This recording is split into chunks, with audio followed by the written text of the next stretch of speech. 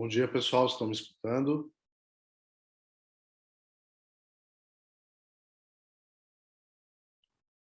Estão me escutando? Está me escutando, Emiliano?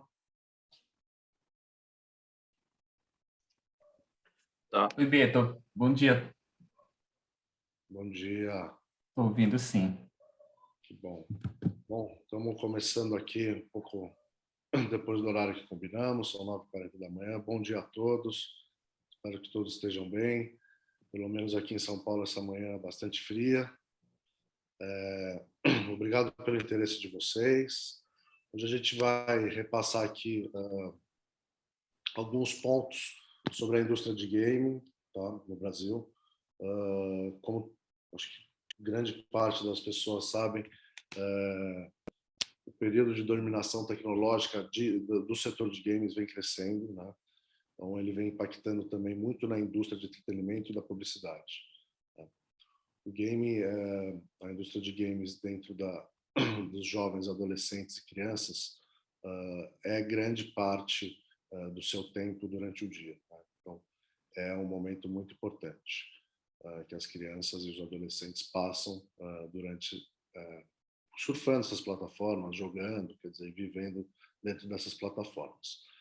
Bom, e esse impacto sobre a publicidade, obviamente, em crianças e adolescentes, ele vem sendo através de novas regulamentações internacionais de publicidade digital ao redor do mundo, aqui no Brasil junto com a LGPD.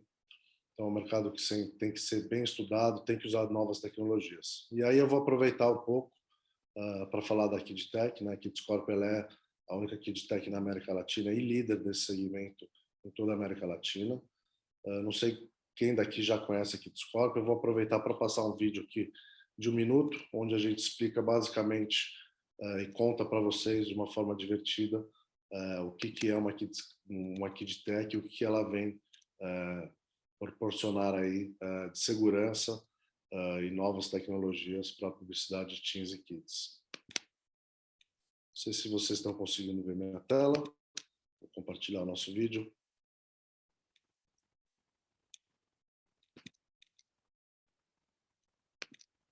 Todos os dias, cerca de 170 mil crianças em todo o mundo se conectam à internet pela primeira vez.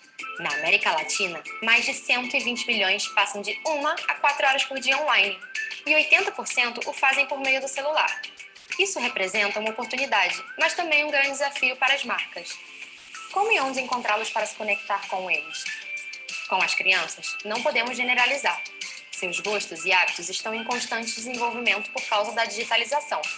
O que sim é certo é o fato deles influenciarem as compras das famílias a partir dos 3 anos de idade.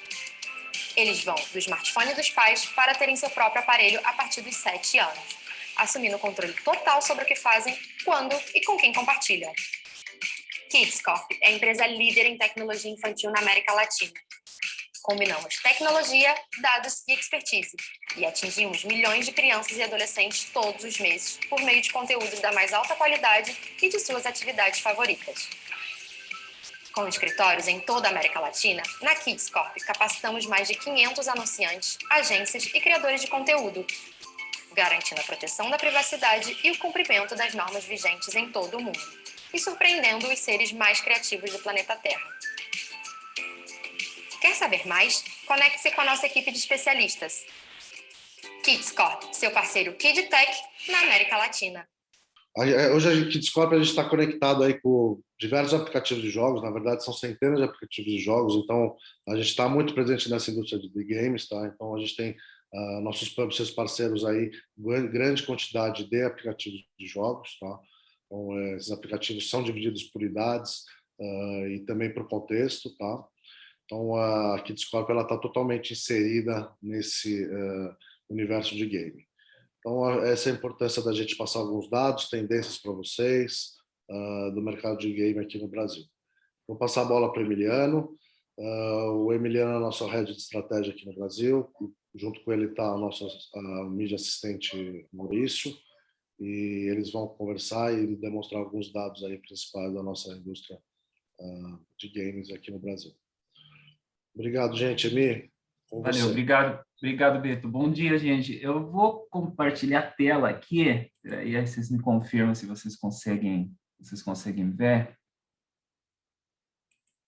Acho que vou dar uma aumentada. Vocês estão vendo aí? Ok. Ok.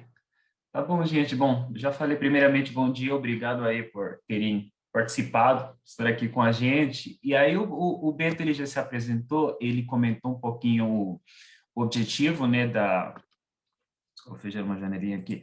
Ele comentou um pouco o objetivo, né, do webinar, e o objetivo é esse, basicamente, apresentar, né, a gente vê a importância que tem o mundo do gaming, né, o mundo do videogame hoje, e a gente, basicamente, quer compartilhar com você, né, alguns conceitos, algumas coisas que a gente tem, né, tem aprendido, que a gente tem pesquisado, né, relativa a esse mundo dos games, né, que ele está no auge, mas de uma perspectiva, né, da publicidade, particularmente da publicidade em underage, né, que são todas essas crianças, né, crianças, adolescente, pré-adolescente, né, a gente viu, né, assim como as marcas, elas tiveram que se adaptar, sei lá, faz uns 10, 15 anos atrás, às redes sociais, né, surgimento de internet, enfim, da comunidade online. Hoje elas também nós são desafiadas a basicamente ter planos estratégicos, ter táticas relacionadas com esse mundo, que é o mundo do gaming, né, o mundo do jogo online. A gente vai cobrir aproximadamente 40 minutos, que é o tempo que a gente tem, uma agenda onde a gente vai falar, né, a gente vai falar do metaverso, né, dado esse metaverso, a gente vai compartilhar com vocês esse conceito que é bastante importante. A gente vai falar de onde, né, as crianças e adolescentes eles jogam, quais são, né, dispositivos, os jogos favoritos, né, a gente vai dividir esses dados com vocês.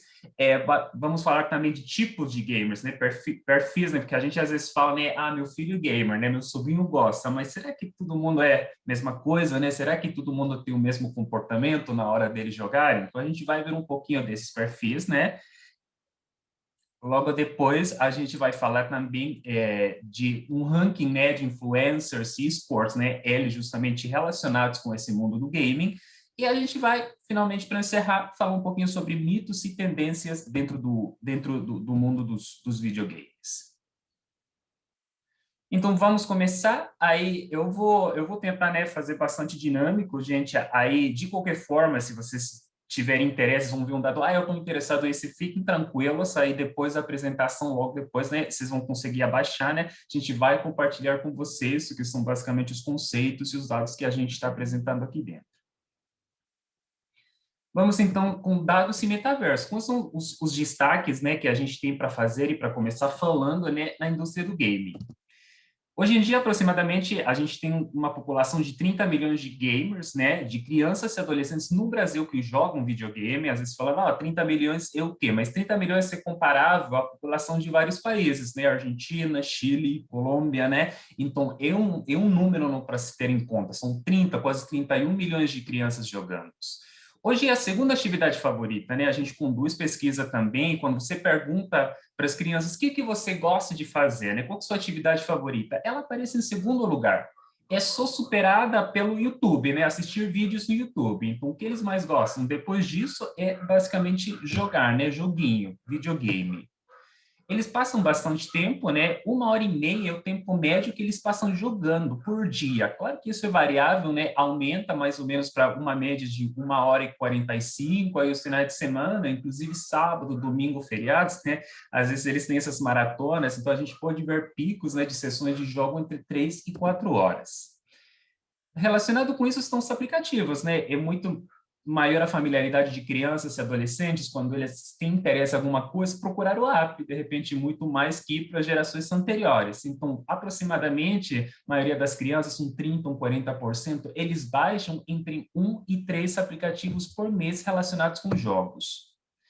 E também dispositivo, né, porque naturalmente eles fazem isso geralmente no celular, né, 9 anos, a idade média no Brasil é até um pouco, né, um pouquinho antes do que outros países na América Latina, no qual as crianças ganham o primeiro smartphone, sabe? Geralmente pedem para o pai me compra, recebem, né?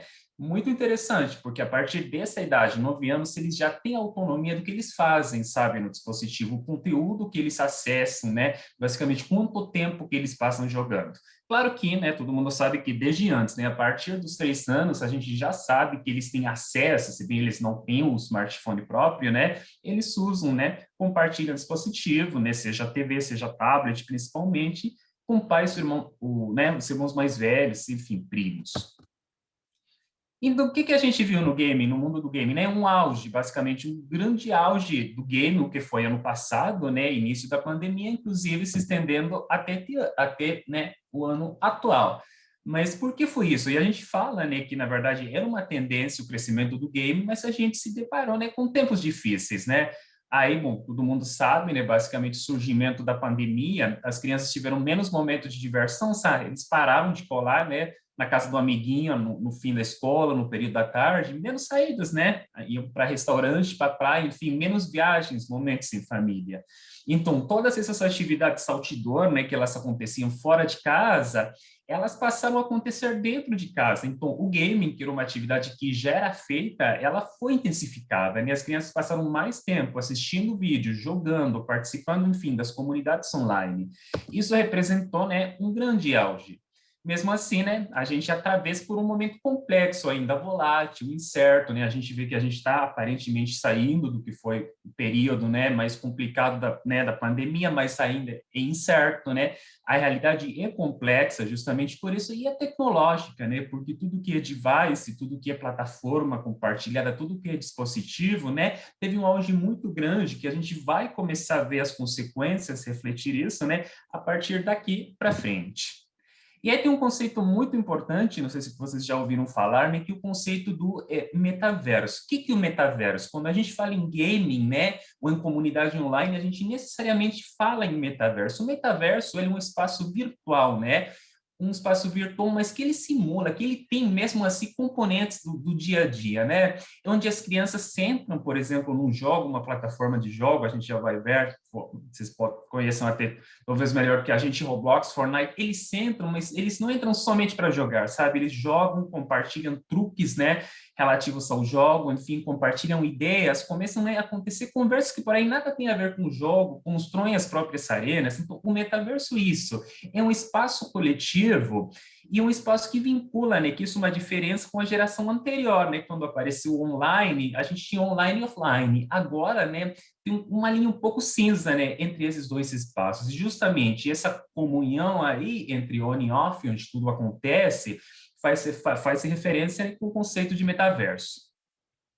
Aí a gente vê, né, crescimento sustentável das plataformas abertas. Deixa eu só tirar isso aqui. Vocês veem aí, basicamente, a gente tem, né, exemplos de o que são, né, plataformas de jogos, Roblox, Fortnite, Minecraft. A gente vê como foi o crescimento só nos últimos 4 anos. Olha o crescimento e olha o crescimento de 2020, né? É como que a gente evoluiu, basicamente, em quantidade de usuários de cada uma dessas plataformas. Só para acrescentar, Emi, a comunidade brasileira de Minecraft representa a 4ª no mundo, atrás apenas dos Estados Unidos, a China e a Rússia, o que se reflete no YouTube, onde encontramos dezenas de canais só de Minecraft, com milhões de seguidores.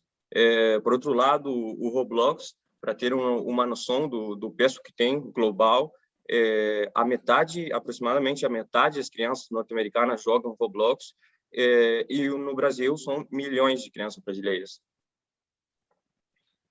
Perfeito, obrigado, Mal. Esses dados são importantes, sabe? Eles levantam, eles fazem referência à importância justamente de cada uma dessas plataformas, são várias, aí como o Mal apontou, esses exemplos aqui são do Roblox, e eu quis apresentar um pouco eles para a gente ver esse conceito de metaverso. Olha lá, basicamente, essas são telas, né? Basicamente, cenas dentro do próprio Roblox, onde a gente tem outdoor, né? Aquela clássica publicidade, olha, do filme Spirit, filme Baby Boss, não. Olha, e o que a gente está fazendo? Inclusive, isso é uma coisa que a gente está começando a fazer, ou seja, a gente tem, sabe, Roblox como um dos grandes publishers que a gente trabalha justamente para a gente expor, para a gente colocar essa publicidade dentro do mundo do próprio game. Então, interessante ver, porque, né, é uma publicidade, não é outdoor, mas se ela está dentro desse metaverso, dentro desse espaço compartilhado. Aí esse outro exemplo bem claro de justamente como isso vai se misturando. E justamente, a nova geração é muito mais do que, de repente, a nossa geração, que é um pouquinho mais velho, que tem 30, 40, né? As gerações mais novas, tá aí, criança, adolescente, eles são uma nova geração que eles estão muito mais, né, por dentro desse conceito, né? Eles têm o conceito de identidade digital e de avatar, que de repente eles têm a identidade dele na própria vida, mas eles têm também um avatar que às vezes é complementar, né? Às vezes um pouquinho diferente da própria personalidade na vida real, né? Uma coisa um pouco aspiracional também. Economia de jogo, eles têm muito incorporados conceitos como tokens, como NFTs, como recompensas, prêmios dentro do próprio jogo, né? E toda uma natureza, né, para se falar em coisas, né, de meios de pagamento, enfim, eles têm todo esse conhecimento e sabem como usar, né? Esse metaverso é multiplataforma, né? Quando você está dentro de uma comunidade, tanto faz se você está no mobile, no console, no desktop, ela não está atrelada a um dispositivo em particular, né? É multicenários, por quê? Porque não só acontece o jogo, né? Acontecem desafios, acontecem recompensas, acontecem, enfim, challenges entre diferentes times, entre diferentes personagens, e uma comunidade aberta, sabe? Não é mais um jogo fechado onde você vai passivamente a jogar ou a fazer uma atividade só. Você consegue desenvolver arenas, interagir, compartilhar lançamentos de features dentro do próprio game, enfim, isso são as chaves, né, do metaverso, particularmente bem presentes na nova geração. Só um comentário aí, Emin. Um grande exemplo de identidade virtual, com o qual muitos já devem estar familiarizados, é o Fortnite, cuja lucratividade provém da compra de avatares, ou skins, propriamente falando, que são esses elementos de identidade estética virtual que comentava o Emin anteriormente. Exato, gente. Tem muitos exemplos aí, como o Mal, né? Como o Mal falou, olha, aqui tem mais alguns, basicamente, do game Animal Crossing, né? Tem Animal Crossing, né? Ele fez uma parceria com a Gucci, né? Todo mundo conhece. Então, tinha determinados produtos da marca Gucci que eles estavam disponíveis antes de ter, né? Por um preço mais alto do que nas próprias lojas físicas, né? Da própria Gucci. Então, esse é outro exemplo justamente dessa combinação, né, desse metaverso, desse on e off juntos. A gente tem um clássico, né, aí que a gente, inclusive, trabalha muito dentro da Kids Corp, que o Talking Tom, justamente, é um jogo que ele já tem um tempo, né, no mercado, mas ele vem continuamente, né, tendo novas versões, né, se adaptando, né, com essa questão de personalização, né, de virtualidade. Esse também é outro exemplo, né, de coisas que permanecem, né, vão se renovando e eles continuam, né, se adequando à tendência e ficando no auge. E tudo isso, todos esses conceitos, gente, eles se apresentam uma oportunidade. Por quê? Porque a gente sabe, né, que uma tendência que vinha se dando, né, que ela se intensificou na pandemia, mas isso apenas começou, né? Os pandêmias, justamente, que essa geração de, né, adolescentes, crianças, né, que estão passando agora, né, por todo esse período, eles são, né, que vão liderar essa transformação. E, de novo, é uma linha cinza, né, que está se desenhando justamente entre aquilo que é on e aquilo que é off, né? É para ele ser muito mais natural, né, coisas que antes se faziam, né, no meio físico, no meio online, combinar essas coisas, né? Aí esses vêm exemplos de um e de outro lado. E, bom, isso nos leva a quê, né? Isso nos leva basicamente a ver e a saber, né, que as telas hoje continuarão sendo, né, a principal fonte de, né, exploração, de entretenimento, de educação, de como as crianças, como os adolescentes, eles se conectam, interagem. Isso está relacionado com o próximo ponto, né, que dispositivos e plataformas. A gente viu um pouco os conceitos, né, mas tudo bem, mas onde que eles estão? Onde que eles estão jogando? O que que eles estão jogando? Aqui um pouco a gente apresenta, para vocês terem uma ideia bem gráfica de o que foi o valor de vendas, né, global por dispositivo e plataforma, né? Dispositivo ou device, plataforma é a plataforma de jogo. A gente não se preocupem pelos números, depois a gente compartilha com vocês, mas olha, lá tem um claro, né, um claro líder, né, que está sobressaindo, que o mobile, né, com vendas perto de 74 bilhões de dólares, né, no ano passado. E depois tem os outros dois grandes concorrentes, né, que é o dispositivo console, né, dentro do mundo game, e o dispositivo PC, né, que eles aí cada um tem sua característica, sua vantagem relativa, mas enfim, o rei de todos eles está bem claro, né, pelo tamanho, né, do valor de vendas e o mobile. Isso que a gente sempre fala, mobile, gente, ele era e continua sendo o rei dos dispositivos de jogo. Aí vocês veem basicamente uma evolução, né, nos últimos 2 anos, se a previsão para 2021 vem que o crescimento é bastante estável. E, acima de tudo, gente, o mobile, ele se destaca por ser o primeiro, né, é o primeiro dispositivo tanto em distribuição quanto em consumo de game, né, e de conteúdo de game, principalmente porque é uma plataforma gratuita, né, e pela penetração do device smartphone, a gente viu a idade média do primeiro smartphone no Brasil, basicamente são 2 fatores, né, que fazem com que seja, né, o principal dispositivo, né, o mais popular para distribuição e consumo de game. Só dividir uns dados com vocês, né, é o primeiro dispositivo preferido, né, a gente pesquisa, pergunta às crianças, né, aqui no Brasil. Hoje, se a gente pega a faixa de 4 a 17 anos, quase 81% já tem um celular próprio, né, que eles usam para conectar, né, para se conectar à internet, para jogar, enfim, e quase metade deles também possuem uma tablet, embora aí a gente veja, né, que tablet seja um pouquinho mais de uma faixa um pouquinho menor de idade, e a partir dos 9, 10 anos, né, a galerinha já muda praticamente o comportamento e uso mais para o smartphone. Além do que me tem falado, como um grande exemplo da tendência de jogos para celular no Brasil, está o Free Fire, onde a possibilidade de jogá-lo em quase qualquer aparelho móvel justifica em grande parte o sucesso do jogo no mercado brasileiro. Para se fazer uma ideia, em 2018, o aplicativo do Free Fire foi o mais lucrativo de todo o Brasil, além do aplicativo da Netflix. Outro dado interessante é que até o Corinthians tem um time profissional de Free Fire. Uhum.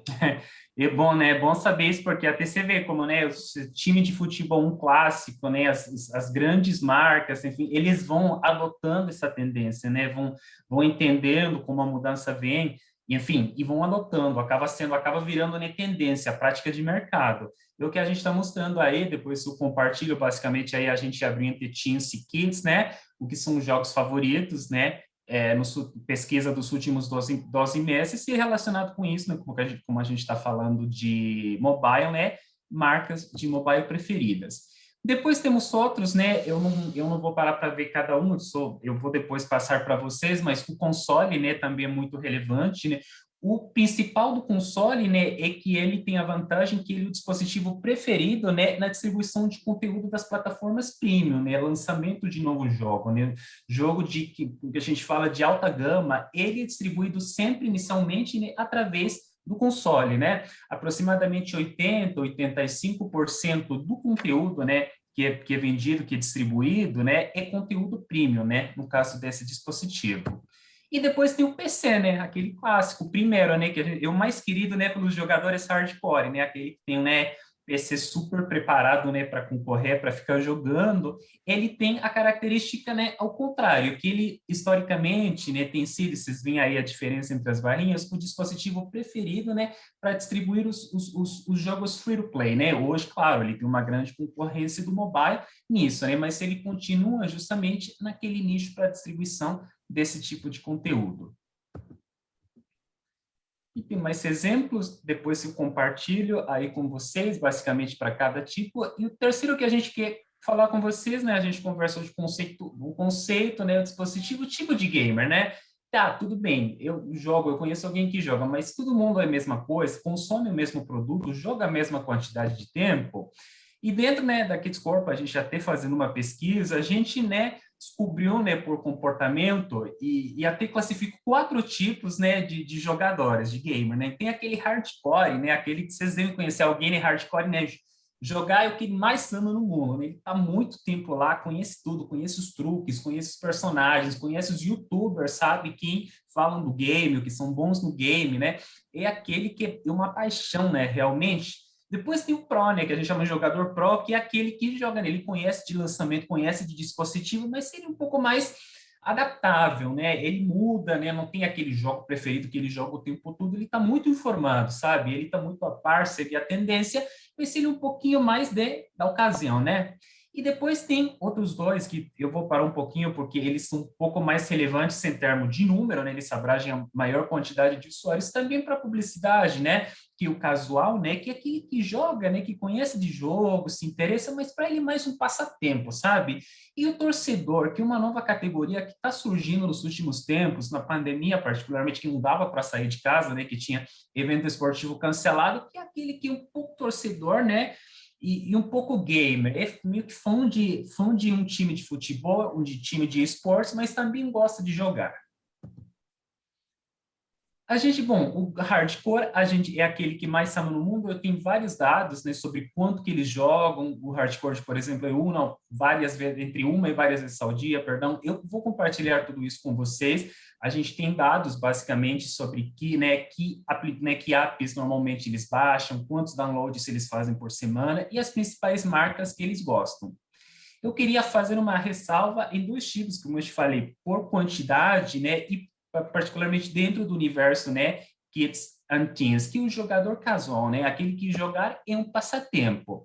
Esse jogador, ele joga pelo menos 3 vezes por semana, de novo, mas se ele faz isso, criançada tipicamente, sabe, no recreio, quando sai de escola, antes quando está indo para a escola, depois que fez a lição de casa, enfim, ele gosta de videogame, mas com uma atividade de distração que faz no tempo livre, né?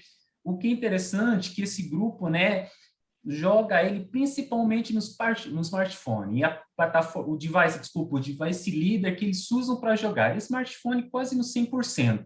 Interessante que a gente achou também que o jogador casual, ele é feito principalmente por meninas, né? É um pouquinho mais feminino do que os outros grupos. Ou seja, as meninas, elas fazem parte da maioria dos jogadores casuais.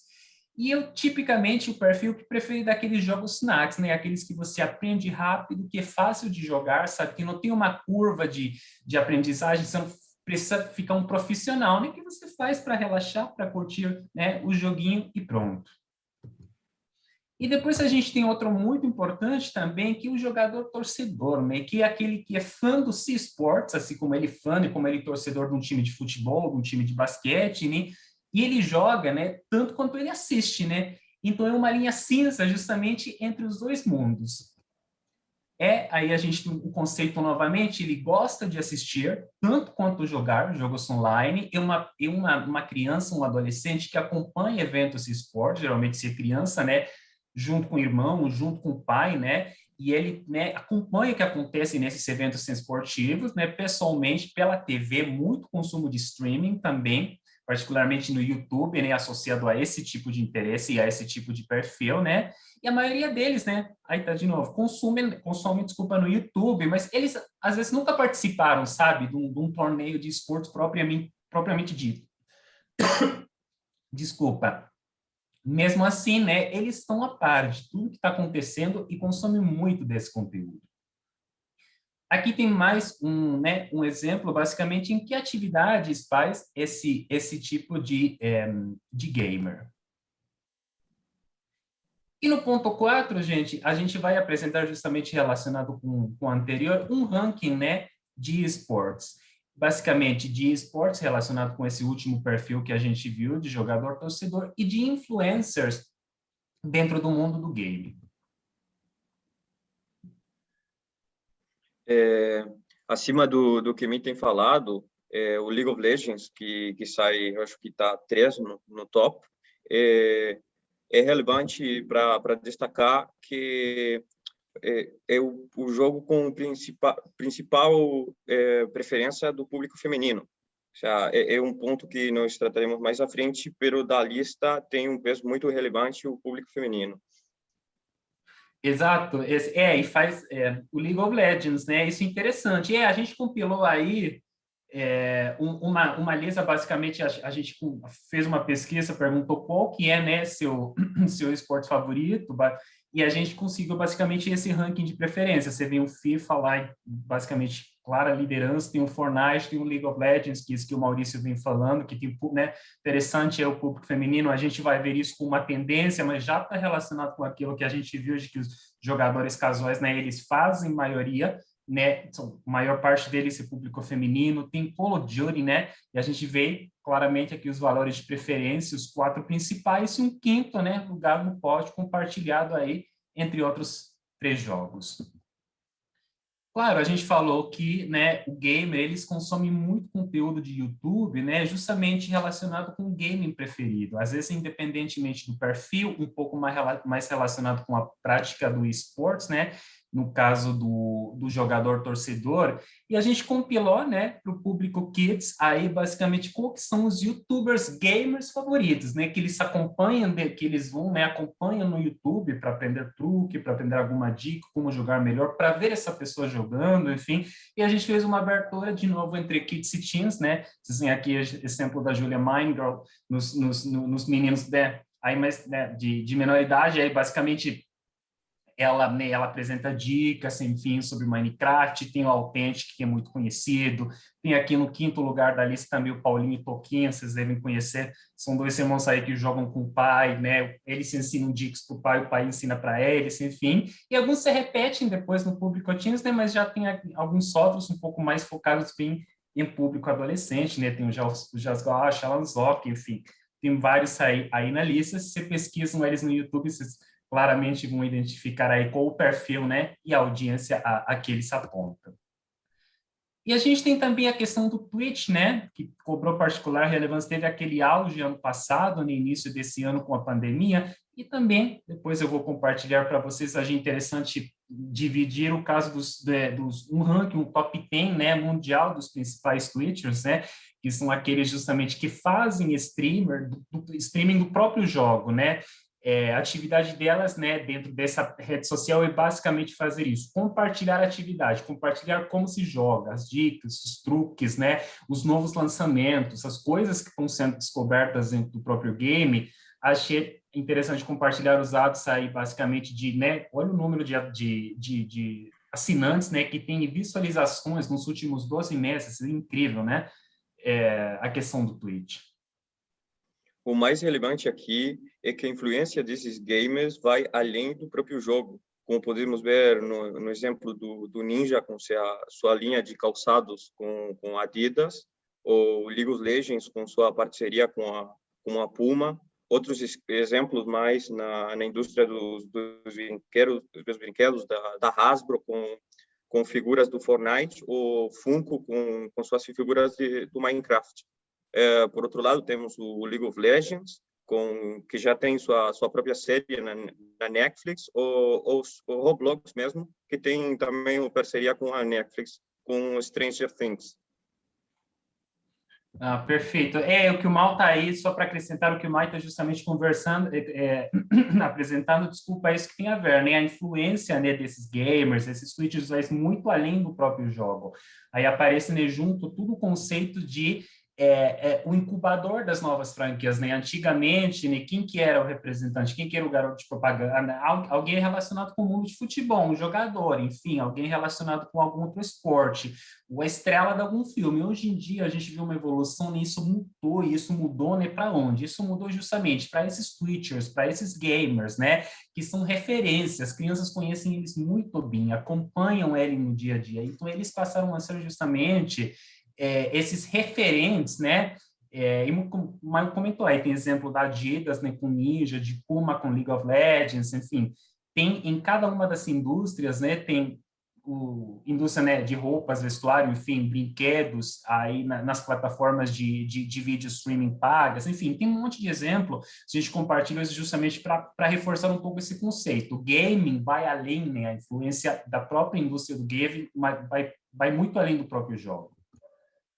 E para ir encerrando, gente, para a gente não se estender muito no horário, a gente quis compartilhar com você aí um bonus track, né, de mitos e tendências, né, durante a pesquisa que a gente conduz, né, até durante as conversas que a gente tem com anunciantes, né, internamente, durante a execução de repente, de campanhas que a gente faz, né, de comunicação de ações, a gente vai descobrindo algumas coisas que às vezes até a gente acha, o anunciante acha, mas a realidade às vezes apresenta dados diferentes, não é? E quando a gente tem que, né, recalcular, né, justamente, pensar novamente, não, eu acho uma coisa, mas o número apresenta outra, então será que é um pouco diferente? E a gente tem, né, a gente interessante apresentar, né, tem alguns mitos do mundo do game, né, provavelmente vocês vão reconhecer eles muito rápido. Antigamente falavam, videogame é coisa de criança, né? Passei eles bem rápido para não demorar muito, mas videogame é coisa de criança, né? Era só criança. E a gente vê que a realidade não é isso, né? Olha os primeiros 2 dados sair, 7 em cada 10 pais, né? A gente pesquisa pais e filhos, né? Reconhecem que eles participam ativamente de jogos online, o videogame junto com seus filhos. Né? E a idade média do jogador brasileiro, no geral, do gamer, é 30 anos. Então, olha esses dados aí. Será realmente que os grandes não jogam? Né? Será que isso é coisa de criança? O segundo é que videogame, né, antigamente se falava, é coisa de pessoa antissocial, pessoa que não quer interagir, pessoa que não quer sair de casa, né?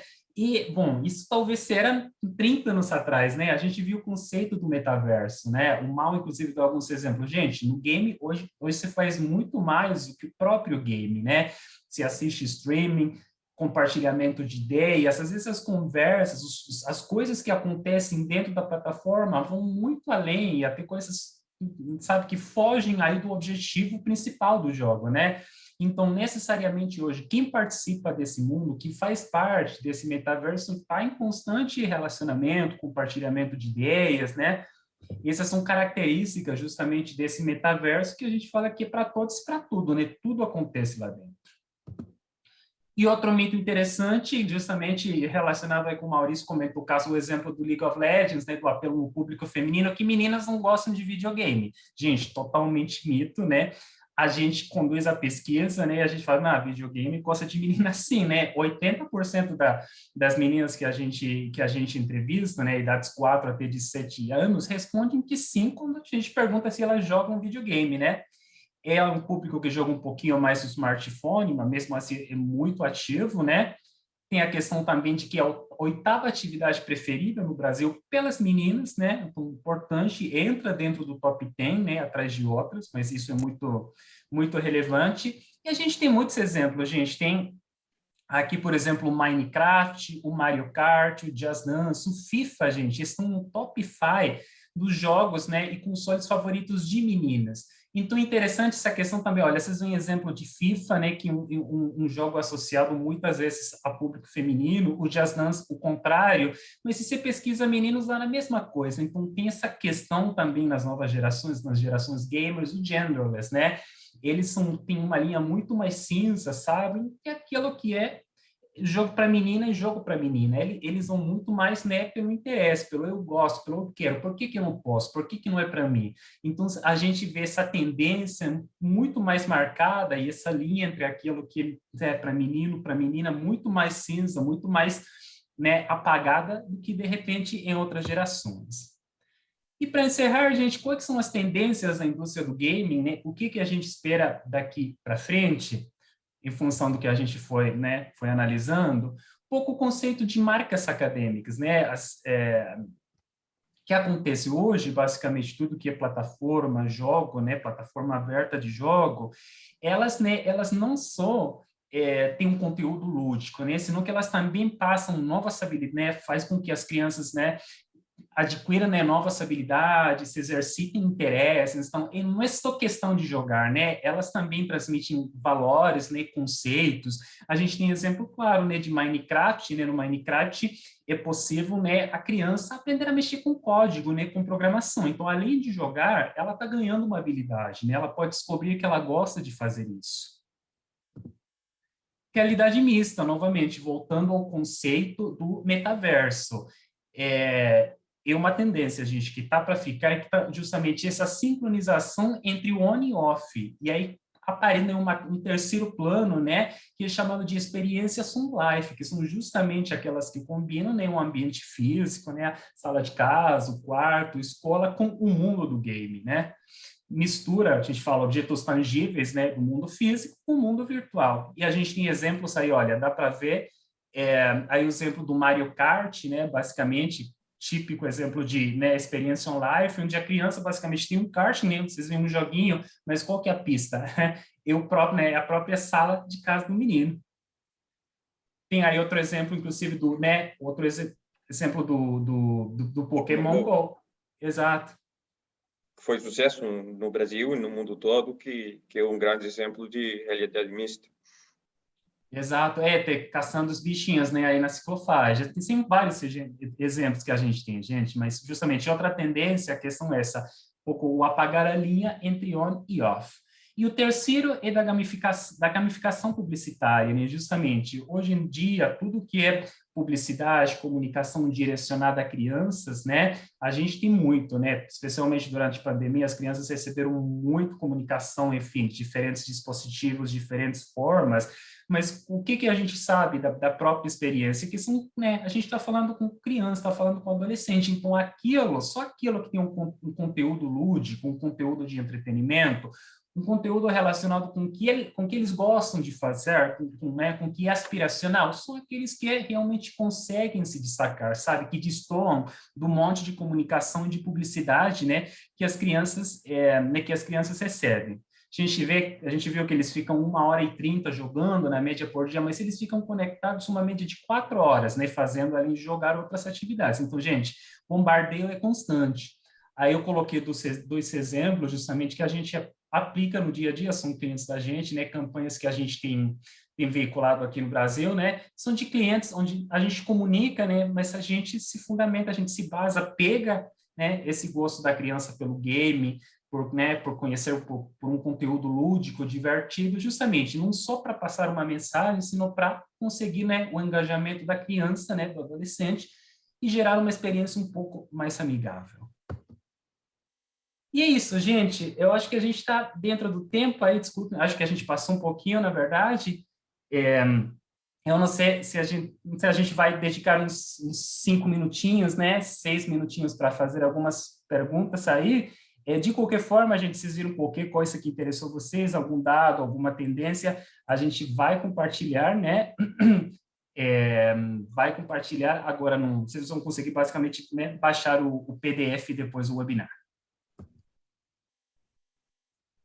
Deixa eu ver se a gente tem alguma pergunta aqui. Tivemos algumas perguntas aqui, eu consegui responder algumas. Ah, você conseguiu? Eu estou vendo aqui. Aí justamente alguém perguntando se eles vão conseguir baixar. Sim, gente, a gente já, logo depois, ainda hoje a gente disponibiliza. Respondido, perfeito. Está respondido. Queria agradecer a todos também, principalmente ao Emiliano e ao Maurício pelo esclarecimento. Esse mundo do games aí parece ser bastante complexo. A indústria de publicidade ela tem que estar hoje alinhada e adequada a estar trabalhando junto a esse público, tá? A esses publishers parceiros, uma vez que é um público bastante distinto, com muita tecnologia. Agradecer novamente aí pelo tempo de todos, pela manhã. Espero que todos tenham um ótimo dia, seguem todos em paz com o seu trabalho e qualquer coisa podem escrever para nós, ok? Muito obrigado e bom dia. Obrigado, gente. Bom Bom dia. dia.